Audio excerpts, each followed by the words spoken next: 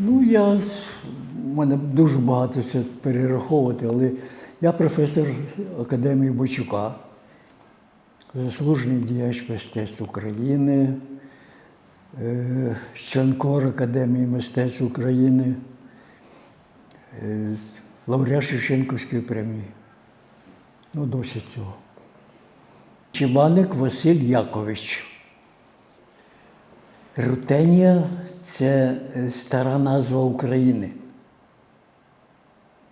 Тому і пішла ця абетка теж Рутенія, тому що це десь в 1971 році я був у Ляйпцигу на виставці ярмарки книжок. Познайомився з Альбертом Капром. Це теж світового масштабу каліграф, учений. І коли він дізнався, що я з України, то каже, а чого ви не розвиваєте свою абетку? От після зустрічі з Альбертом Капром я вже став копатись у грецькій абетці, у старослов'янській, у скорописах і робити оці шрифти.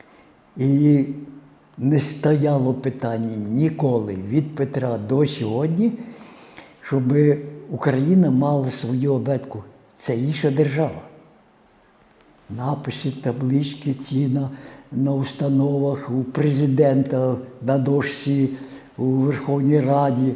Все це так званий російський гражданський шрифт. От дивіться, кожна суверенна держава має 3 візуальних символи. Це прапор, герб і шрифт. Це візуальні символи суверенної держави. Щоб ми були незалежною суверенною державою, нам треба повернути свою абетку, тому що ця абетка була, це знаки Київської Русі. Всі рукописні книжки, якщо ви подивитесь, там ці букви можна знайти, але я ще додаю. Тут дуже багато таких знаків, які можна розшифровувати як такі піктограми. Оця буква Ж – це трипільський знак народження.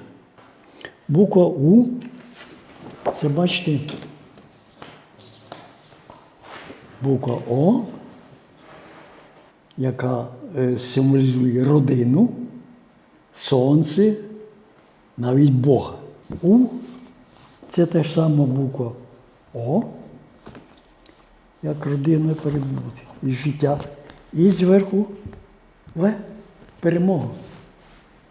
От буква М нагадує ранту. Оце спускаються ці омофори. Тут всередині це, кажуть, земля. Буква Щ – це вже ви подивились, тому що це єдина абетка в світі, яка має у своєму складі державний герб. Уже за цього не треба переходити на латинь, тому що ми віддамо історію, яка написана саме слов'янським шрифтом. На сьогодні шрифт – це візуальний кордон.